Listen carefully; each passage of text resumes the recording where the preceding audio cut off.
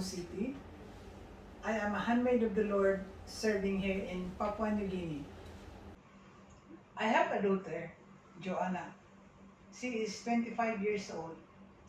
She joined our community as KFC, YFC, and SFC. And she also works here in PNG. I first came to PNG in 1989 as an OFW, or Filipino Overseas Filipino Worker. I only worked for a year and returned home because I was homesick.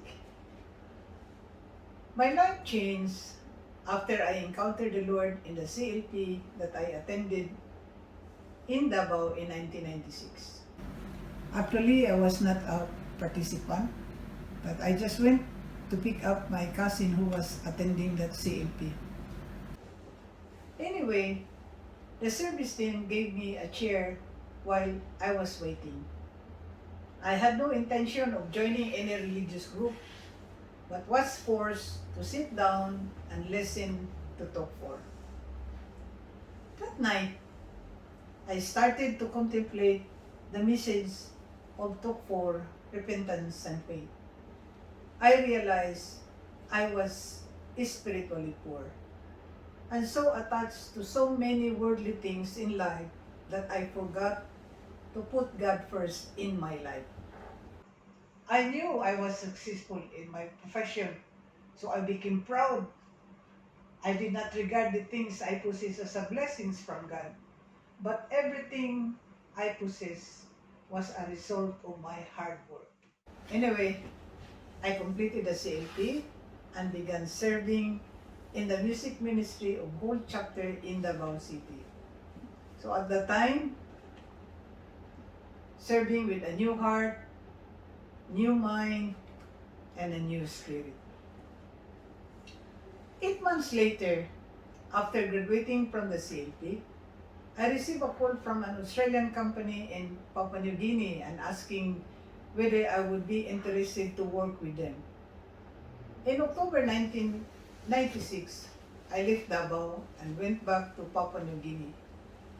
It was God's love and faithfulness that relieved me of my financial burden that I was carrying that time.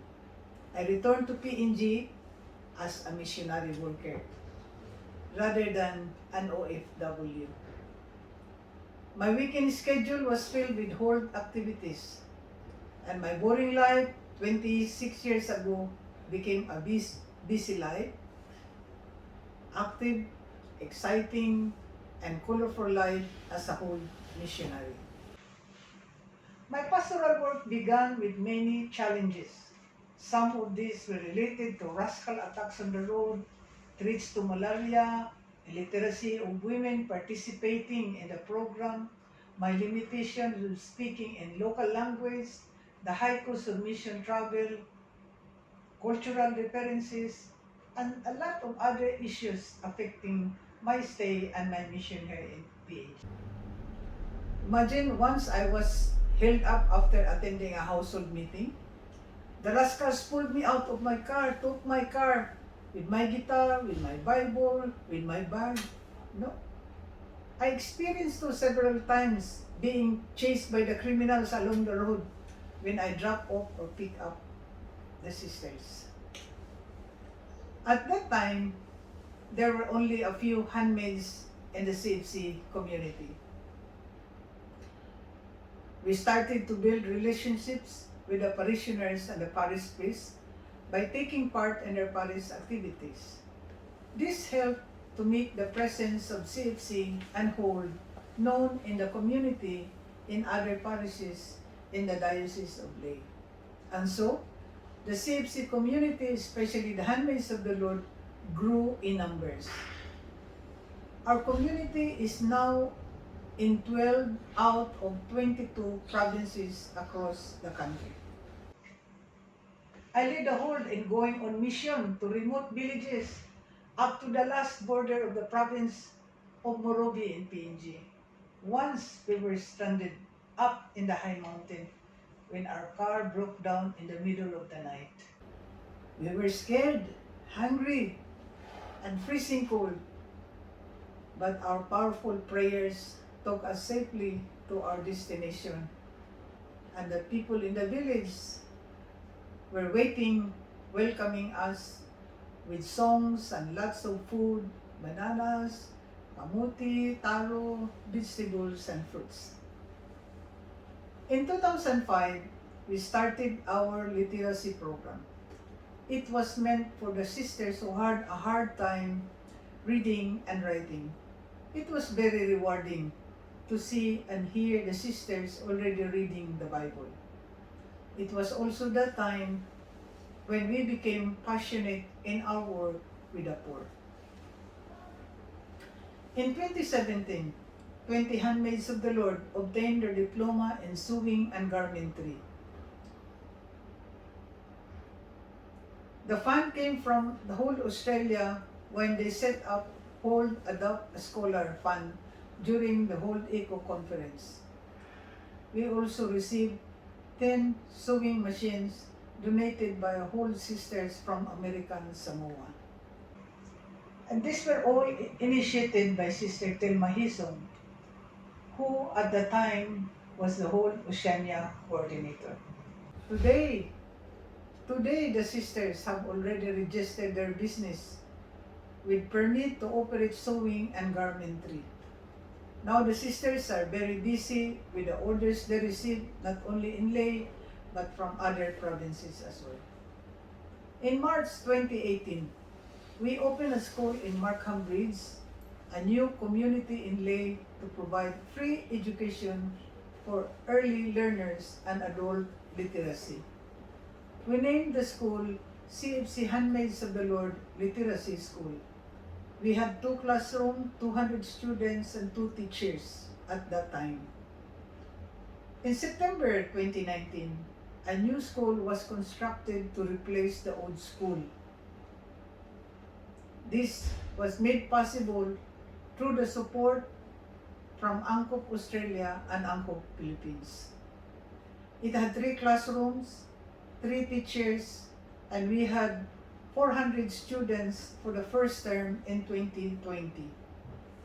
This is the first ANCOP school in Oceania, made possible through the efforts of Brother Doom and Josie Pangilinan, our current country coordinator.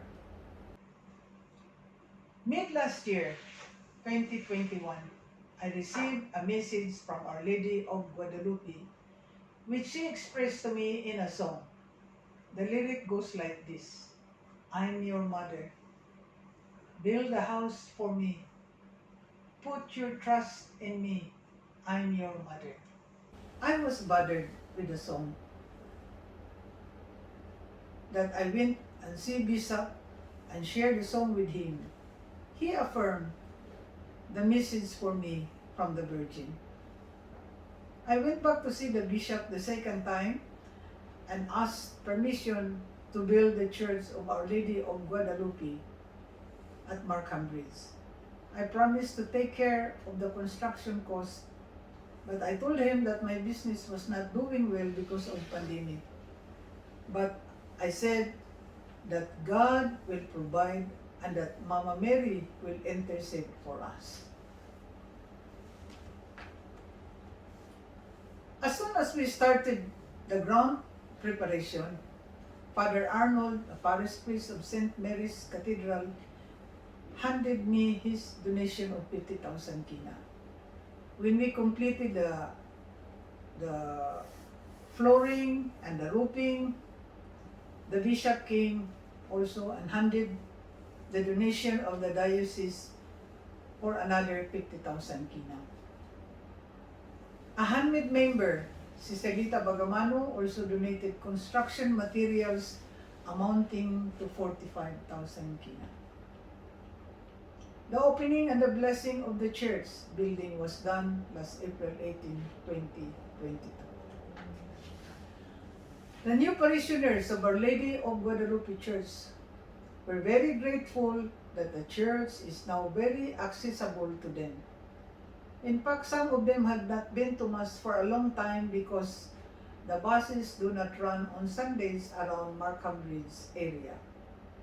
I felt blessed seeing these people standing in line for the Holy Eucharist. During this time that the parish council was not yet established, the handmaids of the Lord were in charge, looking after the parish, coordinating with the parish priest. I am so thankful that God made my dream come true. My dream for the community to have a school and a church in the Diocese of Day. God made the vineyard ready for the great harvest. Please pray with us that our CFC and Family Ministries evangelization program will be organized in the near future at our new community in Markham Bridge area. I am turning 72 this year. I may already have my mental and physical limitations. I am working on my retirement plan, but there is still so much mission work to do. I will hold on and heed the advice of St. Paul to the Galatians chapter 6 verse 9. It says, "Let us not grow weary of doing good, for in due season we shall reap the harvest of blessing if we do not give up." I do not want to lose heart. If God gives me the opportunity to give, to share, to feed the hungry, to give drink to the thirsty, to care for the sick, I will open my ears and my heart to answer the cry of the poor while I still have few more years left on earth. May God be praised. We are the couples we cry.